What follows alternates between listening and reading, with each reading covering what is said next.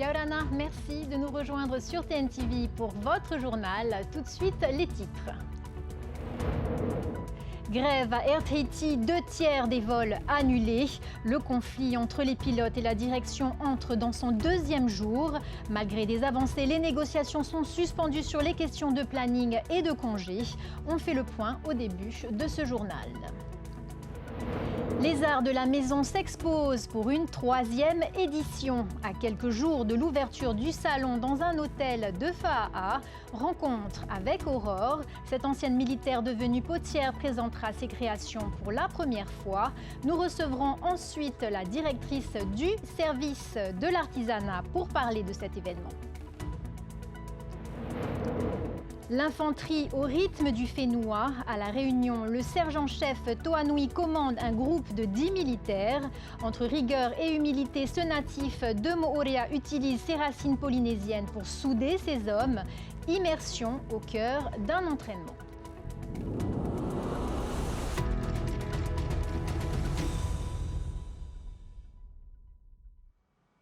Deuxième jour de grève des pilotes à Air Tahiti et des progrès sur la table des négociations ce matin entre le syndicat et la direction. Suspendues en début d'après-midi, les discussions devraient reprendre dès demain. Mais en attendant, le trafic reste très perturbé. 2/3 des vols ont été annulés aujourd'hui, impactant plus de 3000 passagers contre 3500 hier. On fait le point avec Esther Cuneo et Mérité Atou. 9h, au siège d'Air Tahiti, un nouveau round de discussion s'apprête à démarrer entre le syndicat des personnels navigants techniques et la direction. Des échanges qui vont durer jusqu'à 14h et c'est sur la programmation que le gros reste à faire. On est satisfait sur l'évolution des négociations aujourd'hui. Alors, on espère pouvoir trouver un terrain d'entente assez rapidement. On attend des nouvelles de la direction dans la soirée ou demain matin. On espère pouvoir avoir une proposition de protocole demain matin qu'on étudiera. Si le syndicat se montre plutôt optimiste, les questions de planning et de cumul des congés au centre des revendications restent à évacuer. Leur impact financier dans un contexte économique déjà tendu pour la compagnie suscite forcément une vigilance accrue côté direction. Il y a des notions qui sont liées au nombre d'étapes, des étapes qui génèrent de la fatigue. Il y a des notions qui sont liées à ce que ces étapes et les heures de vol peuvent générer en coûts financiers. On n'est pas sur des éléments de rémunération, néanmoins ça génère quand même des coûts financiers. Donc c'est tout ça qu'il faut peser et essayer d'arriver à un équilibre dans les discussions. Pendant ce temps-là, les passagers coincés à l'aéroport prennent leur mal en patience, certains avec le sourire, malgré de longues heures d'attente. Alors nous, on circule entre différents amis qui habitent à différents endroits de la Polynésie. Donc là, on rentrait de Moorea, on repart à Raiatea pour en retrouver d'autres et on essaye d'aller sur Raiatea. Voilà. Normalement, on part ce soir à 18h, donc on croise les doigts. On devait partir ce matin, mais si déjà on arrive ce soir, ça sera bien. Ça va aller. On a confiance en la Polynésie. D'autres accusent le coup. Simone et son mari attendent depuis 5h30 du matin. On devait prendre l'avion à 6h15 et on est encore là aujourd'hui. On est attendu à Bora Bora chez un Airbnb et c'est pas très évident. Pour nous, c'est pas très évident. Moi, je suis un peu âgée aussi et je le vis mal. Je le vis mal, mais je comprends très bien les gens qui font grève, que si c'est pour leur boulot, voilà, c'est tout. La compagnie a quand même pu opérer 13 vols sur les 32 programmés, notamment grâce aux charters d'Air Rarotonga, Air Moana et Air Tetiaroa. Des perturbations qui ont concerné plus de 3000 passagers aujourd'hui et qui devraient en toucher plus de 4000 dès demain, dont de nombreux élèves censés retrouver les bancs de l'école dès lundi. À quelques jours de l'ouverture du Salon des Arts de la Maison, rencontre avec Aurore. Cette ancienne militaire et institutrice s'est lancée dans l'art de la poterie en autodidacte. Pour sa première exposition, elle dévoilera une centaine de pièces uniques inspirées de la nature. Un portrait de Nicolas Pérez à découvrir avant d'en parler dans un instant avec notre invité. La poterie, je la rencontre quand j'ai 10 ans et que je suis en CM2 et que mon maître d'école est un fanat de poterie, et puis j'aime ça. Je m'en rappelle encore 30 ans après, donc c'est qu'il y avait quelque chose. Je ne me rappelle pas des collets de nouilles, mais je me rappelle de la poterie. Alors avant de me lancer dans la céramique, j'étais militaire pendant 20 ans. Et puis ensuite, je me suis reconvertie. J'ai passé le concours de professeur des écoles. Donc j'ai été professeur des écoles. Et puis le jour où j'ai remis les mains dans la terre, j'ai encore changé et je quitte plus ma terre depuis. Tous les choix que j'ai faits ont été bons jusqu'à présent. Et celui-ci encore plus. Moi, ce qui m'inspire, c'est vraiment la nature. Parce que quand tu vois mes pièces, il y a beaucoup de fleurs, d'animaux marins. Et puis, je travaille aussi avec le corail que j'utilise pour faire les empreintes sur mes objets, principalement les assiettes. Donc, c'est vraiment la nature et la mer, en fait. Et j'oublie tout. Enfin, je suis complètement déconnectée et je suis vraiment à ce que je fais. Et je me rends compte que je pense à rien d'autre que ce que je suis en train de faire. En fait, l'esprit s'évade et c'est ça qui m'a fait, je pense, le déclic. Pour arriver à un produit fini, il me faut environ 1 mois entre mon bloc de terre et le produit émaillé sorti du four. Pour l'exposition, on va retrouver principalement des coupelles, des bols, des tasses, des assiettes de présentation, et un petit peu de décoration murale.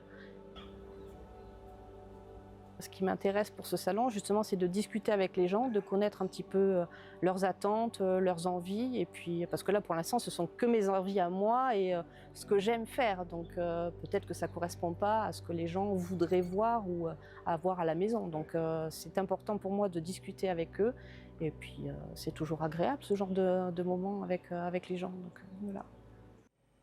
Et pour parler justement du Salon des Arts de la Maison Toufare qui met à l'honneur nos créateurs, nous recevons ce soir Veiana Giraud, chef du service de l'artisanat et organisatrice de l'événement. Yorana, et merci d'être avec nous. Merci.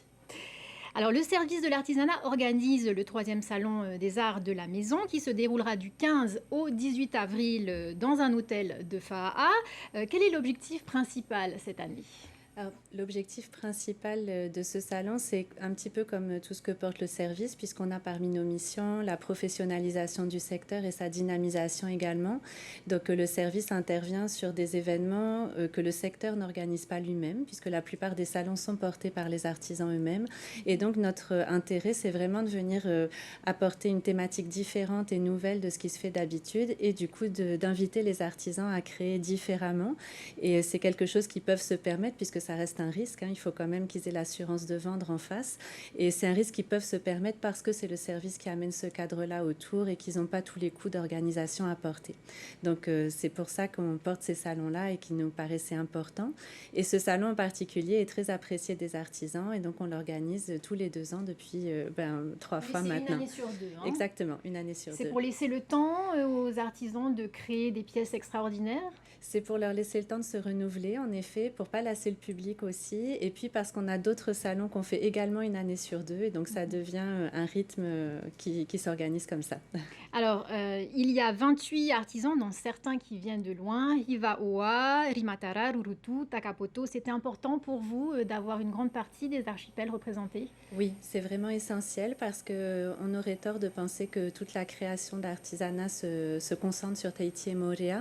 C'est vrai que les chiffres qu'on a du secteur montrent que 50% des artisans traditionnels exercent sur Tahiti et Moorea, mais 50% sont aussi dans les archipels.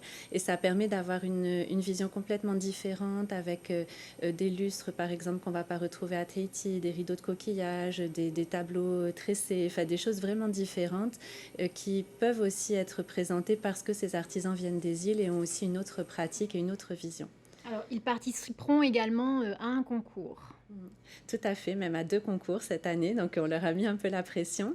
Et il y a un concours collectif qui est le concours de la plus belle table de mariage, qui est un concept que moi je trouve intéressant parce qu'on demande aux artisans de se regrouper, de travailler par groupe du coup de 10 artisans sur une table et une thématique différente. Et c'est un métier qui est quand même assez solitaire et les partenariats, le travail en collaboration n'est pas si fréquent. Et on se rend compte que ça fait naître justement de de belles collaborations derrière au travers de ces enjeux-là. Et l'autre concours sur lequel, en revanche, on les a un peu contraints, puisque c'est un concours obligatoire, c'est la création d'un objet sur la thématique de la maison, mais qui leur permet aussi un petit peu de rêver, de sortir de ce qu'ils vont forcément vendre sur leur stand et d'aller sur des objets qui racontent une histoire ou qu'ils ont pu présenter devant un jury et où ils mettent en valeur vraiment toute leur expertise. Alors, linge de maison, sculpture, vannerie, on a plusieurs catégories. Est-ce qu'on sent une catégorie qui monte en puissance cette année ? Alors vraiment, la catégorie qui monte en puissance, c'est celle qui est un petit peu vaste de décoration d'intérieur, tout à fait, où on va retrouver des objets qui peuvent être sculptés, qui peuvent être tressés, qui peuvent être etc. Mais on est moins sur une pratique unique. Donc on va avoir tout ce qui est verre évidemment, tout ce qui relève de la poterie comme on vient de le voir ici. On va vraiment avoir des objets de décoration un petit peu différents à côté de catégories qui peuvent être plus familières comme celle que vous avez citée. On vient de le voir, le portrait d'Aurore, une ancienne militaire devenue potière. 76% des artisans sont des femmes. Comment expliquez-vous cette forte présence féminine ? Est-ce que ce sont elles finalement les vraies gardiennes de la transmission de nos gestes culturels ? Alors, de par ce nombre qui est important, oui, elles sont gardiennes de cette transmission, elles sont vraiment des piliers du secteur et c'est vrai qu'on a beaucoup de femmes remarquables qui portent l'artisanat dans tous les domaines. C'est une répartition qui est très contrastée. Par exemple, aux Marquises, il y a autant d'hommes que de femmes dans nos recensements et dans d'autres archipels, on va avoir effectivement plus de femmes. Mais alors, moi, j'interprète ça par rapport au fait que ce sont souvent des métiers très minutieux, où il faut beaucoup de patience, beaucoup de temps, en tout cas peut-être avoir la possibilité de rester à la maison et peut-être que par l'organisation de la société ou de la famille, ça revient davantage aux femmes. Mais on a vraiment des métiers où ça va être davantage les hommes et en tout cas... c'est aussi des métiers qui ne sont pas réservés. Même si les femmes sont majoritaires, on va avoir des hommes qui tressent, on va avoir des femmes qui sculptent et on a vraiment cette transversalité dans les savoir-faire qui fait de l'artisanat un secteur passionnant. Alors, une dernière question. Il y a une nouveauté cette année, une matinée pour mettre en relation les artisans avec des architectes ou des hôteliers. Quel intérêt concret pour nos artisans ? Alors, l'intérêt, c'est que les artisans traditionnels vivent de leur métier et on a parfois au service des appels de structures hôtelières ou de pensions qui nous disent « moi, je veux refaire 10 chambres » ou « je veux 80 lustres ». Et en fait, ça peut être compliqué pour les artisans de répondre à ces commandes. Donc, il nous semblait que ça nécessitait une mise en relation pour que les commanditaires expliquent leurs besoins, leurs contraintes, mais aussi pour qu'ils comprennent les contraintes de l'artisanat. Quand on a une pénurie ou de la difficulté, en tout cas, à avoir du Paoreos austral parce qu'il pleut, ça implique une temporalité, ça implique une anticipation et ça nous paraissait important que ces publics se rencontrent pour mieux travailler ensemble à l'avenir. Merci Diana Giraud d'avoir été avec nous ce soir. On le rappelle rapidement, le 3e salon des arts de la maison Toufare se tiendra du 15 au 18 avril dans un hôtel de Fa'a et l'accès est gratuit. Tout à fait. Quitter le Fénois pour s'engager dans l'armée, c'est le choix que font chaque année de nombreux Polynésiens. Toanui, originaire de Moorea, est aujourd'hui sergent-chef à La Réunion. À la tête d'un groupe de 10 hommes, il mise sur la discipline, mais aussi sur ses racines pour créer une cohésion d'équipe. Camille Chatillon l'a rencontré lors d'un entraînement.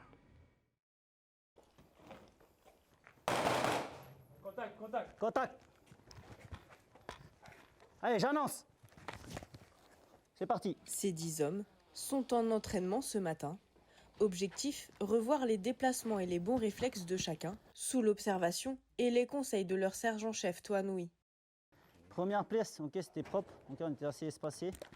Deuxième pièce, pareil, il y a pas mal de petits couacs sur les changements, d'accord. Un poste qu'il occupe depuis son arrivée à La Réunion.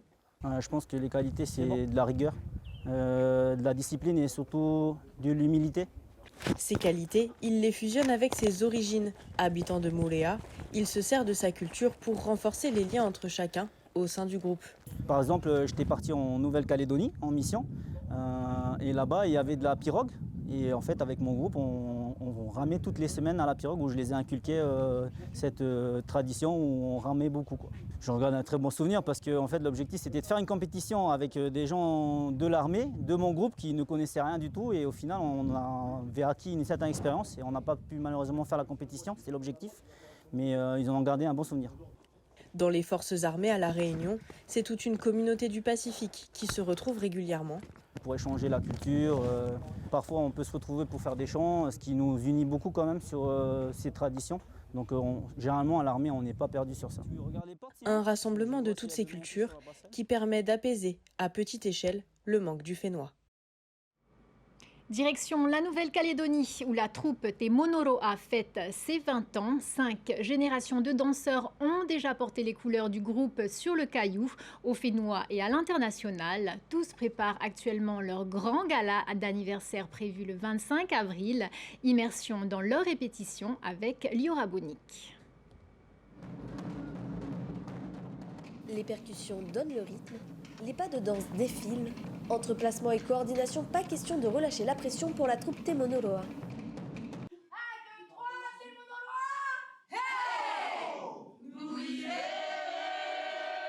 Le spectacle approche et chaque détail compte. Alors là, on prépare le nouveau programme pour le bal. Donc vraiment là, on commence à apprendre les nouvelles chorégraphies, à faire nos placements et tout. Et après, il y aura bringue tahitienne, donc les garçons ils vont animer ambiance bringue à la tahitienne. Il y aura le spectacle et ensuite c'est un orchestre qui vient de Tahiti. Pour cette soirée, une priorité, mettre Tahiti à l'honneur.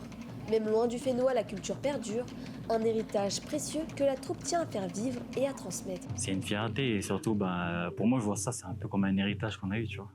Alors, moi, mes grands-parents, que ce soit mon père, ma mère, c'est des gens qui viennent de Tahiti. Et après, grâce à ça, ça nous permet justement d'affirmer notre culture. Tellement qu'on est fiers de notre culture et qu'on aime ça, c'est le fait de pouvoir le partager à d'autres personnes qui ne le connaissent pas. Dans la troupe, tous n'ont pas forcément les mêmes racines, mais au fil des répétitions, la passion rassemble. Et pour certains, le lien avec Tahiti est devenu une évidence. Comme je dis à tout le monde, j'ai pas le sang tahitien, mais j'ai le cœur tahitien. Pour moi, la culture tahitienne, je veux que ça soit dans ma vie pour toujours. Depuis sa création, la troupe a su se faire un nom. Concours après concours, les danseurs se sont illustrés sur les podiums. Une reconnaissance qui dépasse aujourd'hui les générations. Pour son fondateur, l'objectif est simple, faire grandir les danseurs et transmettre la passion. On a enchaîné des concours et voilà, on s'est fait encore plus remarquer et on a pris de la valeur. Eux aussi, ils ont fait le même trajet que moi, le même chemin et ils ont créé aussi leur école de danse, leur troupe de danse. Ils ont suivi la ligne de conduite. Sous ses yeux, la 5e génération se prépare, aujourd'hui en répétition et peut-être demain sur les podiums de Tahiti.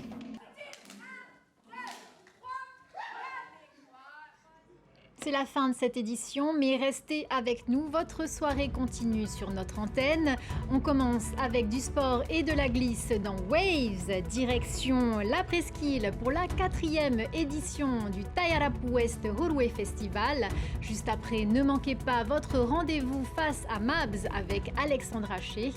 Et puis, pour finir la soirée en musique, place aux nouvelles auditions à l'aveugle de The Voice. Très belle soirée à tous sur notre chaîne et à demain. Retrouvez ce journal en replay sur notre site internet et notre application mobile TNTV.